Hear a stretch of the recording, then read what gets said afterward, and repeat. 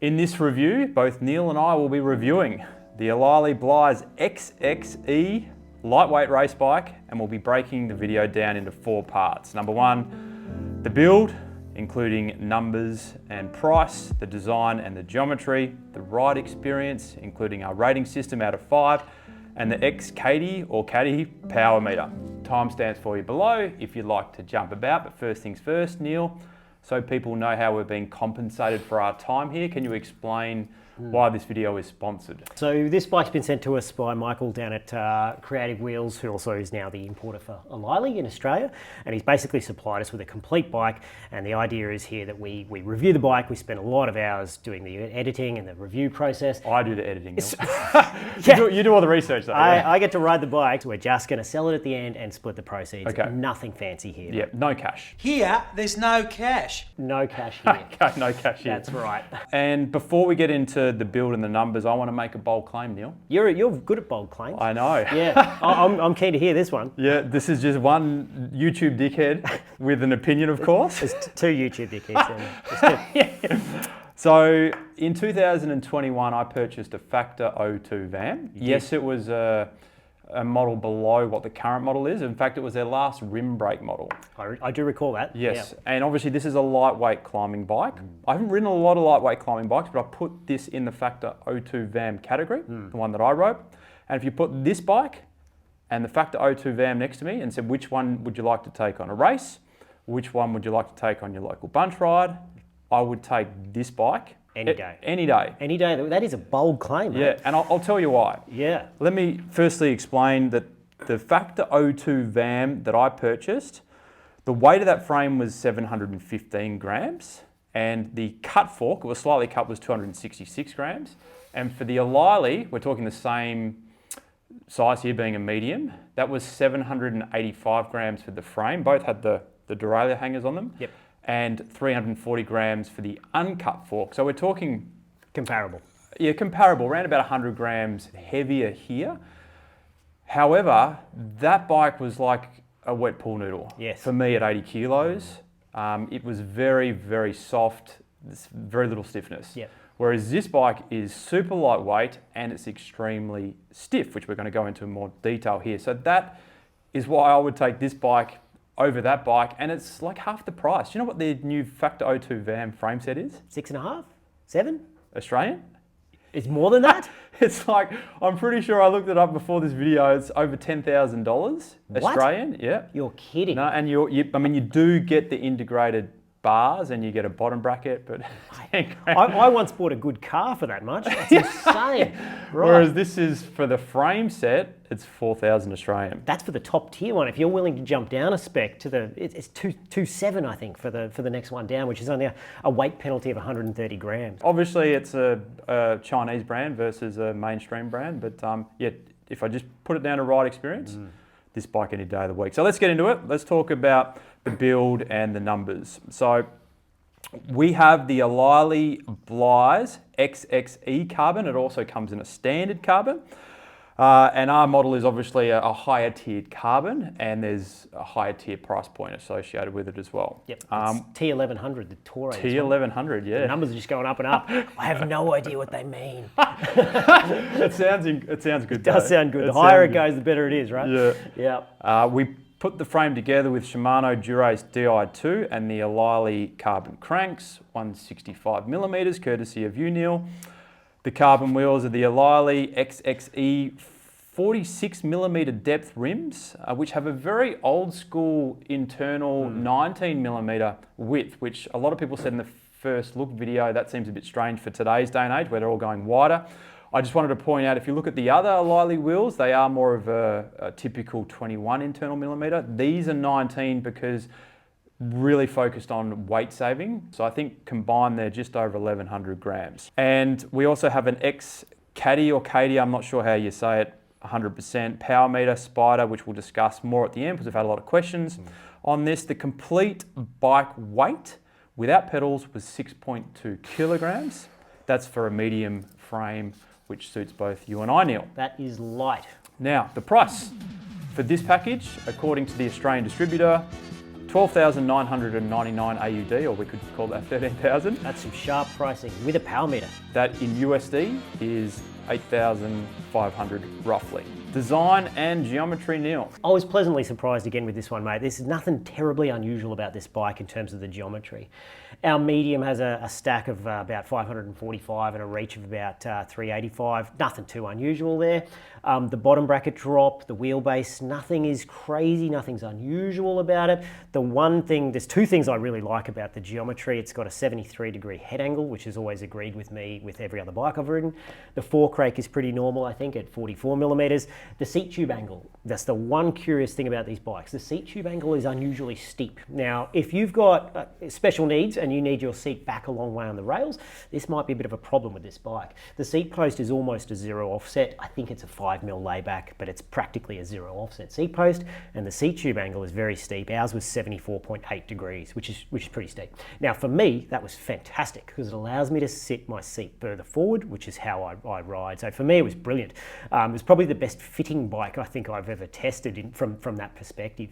But for other people, that might be a bit of a curious problem that they might want to look into. The pencil thin seat stays, a bit of a nervous moment for you, I imagine, riding this bike over rough terrain. I was, given how lightweight it is and given how stiff it is, I thought I was going to snap them. You did. Now, I've ridden heaps of bikes with really thin seat stays because I've traditionally purchased lightweight climbing bikes. Yeah. So this is not unusual for me, but they do look very delicate. Yes. So far, so good though, mate. You've hit some potholes, you haven't broken anything? No. And it's got some interesting, I guess, rear flex, which we'll talk about in comfort. And it's got this slightly unusual sort of junction here of the seat stays up onto the top tube. They actually meet the top tube, and there's kind of a scalloped bit underneath.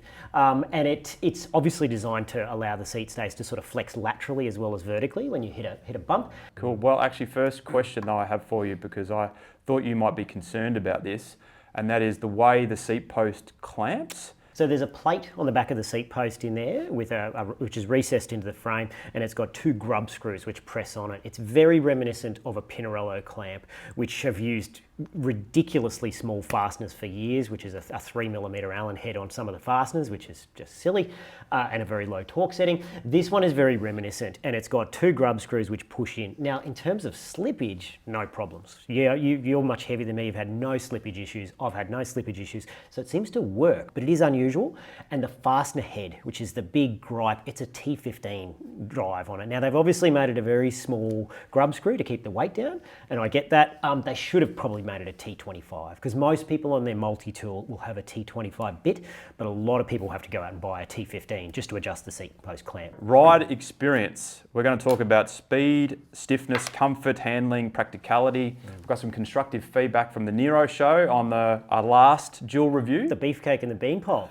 They were saying, well, it's good to have a rating system, but what does it actually mean? Yes. So I'll put up on the screen how we're rating them, Yep. and it's really based on our expectation that we have on the bike based off its market price point, where it sits, and also the marketing of the bike, how they talk about it. So for this one, it's a $4,000 frame, and they market it as a lightweight climbing bike. Yep, absolutely. The first one is speed. I'm going to say it met my expectation here. I'm going to give it a 3. And I think I'm probably a little bit, maybe my mindset's in the wrong place, because when I think of speed, I think of straight line speed.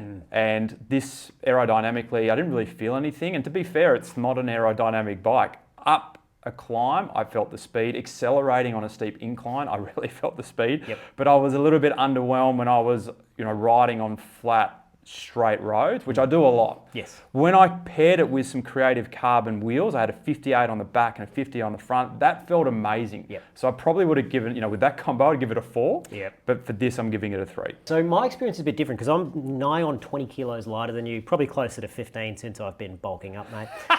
So I'm a lot lighter, and I tend to feel the extra kilos off the bike a lot more than a heavier rider. Okay. So for me, I'm going to give this a combined speed rating. On the flat, I felt it was good. It was good without being exceptional. I'm going to give it a 3 on the flat.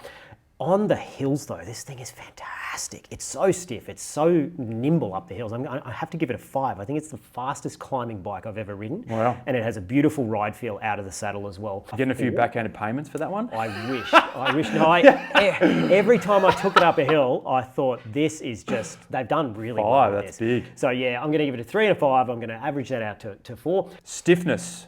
What do you give it, Neil?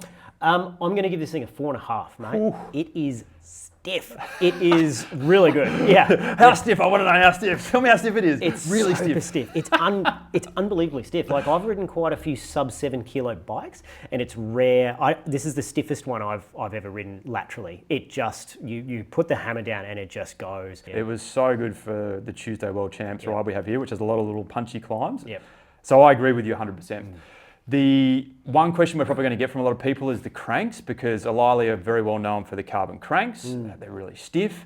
For me, like, the whole bike felt stiff, the bottom bracket felt stiff. I don't know where all the stiffness is really distributed and coming from. So you'd have to change out the cranks for me to really feel how stiff the cranks are, but they felt stiff. Yep. And they didn't snap because they're fully carbon, which a lot of people are concerned about. So that level of stiffness made me surprised about the comfort, which is the next thing I want to talk about. I'm going to give it a 4 because I was really surprised at how comfort, particularly in the rear, this bike was. And you talked about the seat stays before.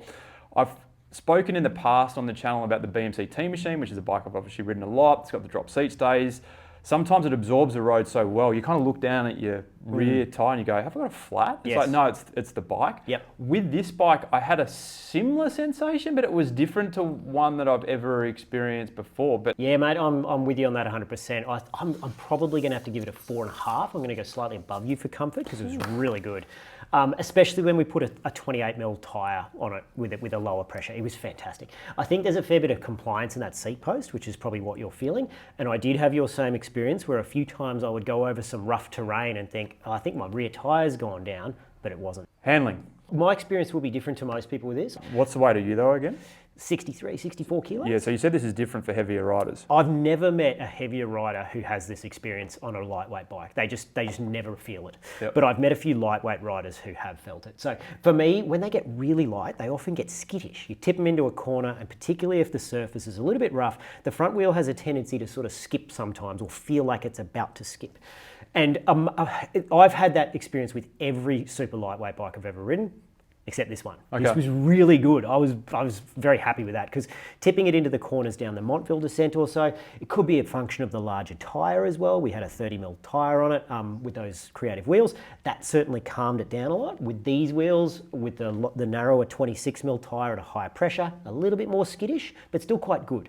But with a 30mm wide tyre on a wider rim, it was very planted, very stable. The bottom end being so stiff gives you a really good sense of handling stability through the corners, and it just didn't suffer from that nervousness, which I've had with other lightweight bikes. So I'm going to have to give it a 4.5 for handling. I really liked it. Okay. So you've been riding this bike most recently. I haven't ridden it for about maybe 6 weeks now. Yep. So I kind of was thinking about this one. I'm like, can I remember anything about handling? It didn't overwhelm me, didn't underwhelm me. So I've given it a 3. Yep, nothing unusual. No. Nothing unusual. Which is great. Yeah, which is, I guess maybe that's a good thing. It is, yeah. And my experience of giving it at that higher mark is probably just due to my experience with ultra lightweight bikes in the past, and this one being a standout as being unusually good. Practicality, I'm going to give it a 4. We're giving some pretty high ratings here, Neil. We're going to have to maybe justify why we're doing it. Mate, it's a good bike. It's a really good bike. It is a good bike. So the reason why I'm giving it a 4, lifetime warranty, which is good. Now, you can probably throw that warranty in the bin if you don't trust the company. Now, if I was to buy directly from Elilee, would the trust factor be there? Because I don't really know them, haven't heard of them. It wouldn't be. But I'm buying this through an Australian distributor. Yes. Who does Creative Wheels, who we've just spoken about. Michael, I know his customer service is A+. Yep. You know, if you have an issue with this frame, you're going to get your lifetime warranty. Yep. You're also going to get really good support. So if any other issues occur with the bike itself, the support is there. The reason why they're not a 5 is because you can't buy this through a local bike shop yet. You can't be supported through a local bike shop. However, having said that, Aaron, who built the bike, has been impressed with it. He just rode it around the block, and that's not a long ride, but he rides bikes every single day. Yes. Thought it was a great bike, and he's probably going to sell one of these for his shop. So maybe in the future we do see them through local bike shops, but not for now. I'm going to have to go with you there. I agree with everything you've said. I think I'm going to go with a 4 for that. Finally, the XCadey power meter. We've had a few questions about. I'm going to give you a quick snapshot of this. So it's only 450 AUD for the Spider, which that's good value for money. Sharp. About 290 USD. We weighed it at 104 grams, so it's lightweight. It's not going to weigh your bike down. It's a 2-year warranty on this one. Now I tested it against my Asiomas, which some would say are maybe not the gold standard, but they're a pretty good standard for power. Ignoring the 2 false starts, you can see here on the indoor rides I did, which are mostly aerobic. This is where the Wahoo Bolt is the Asiomas and the Roam is the XCadey. You will see it's running circa 10 watts lower on average. This is the XCadey over the Asiomas. Then I did one ride outdoors, and once again, it's pretty much like for like. However, there was one section of the ride where I was doing like a threshold effort, which for me is around 340, 350 watts. And it was running for that 1 minute effort for some reason about 30 watts lower. So, I should probably go out and do more testing on this, but obviously we're here to review the bike, not the power meter. So I guess I'll link to those data sets below if people want to check it out. And look, who's not to say it wasn't the Asiomas? Being over, Yeah. or under, exactly right. So you never know. Hope you've all gotten value out of this video today. If you have, please don't forget to give the video a like, and we'll catch you in the next review. We're doing the Coco next, Neil. Fantastic, mate. Can't wait.